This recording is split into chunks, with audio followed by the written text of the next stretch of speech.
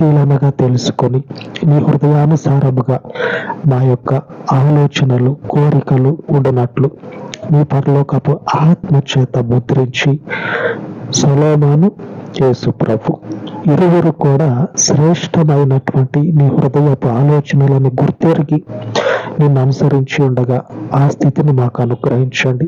తద్వారా మమ్మలను దీవించండి.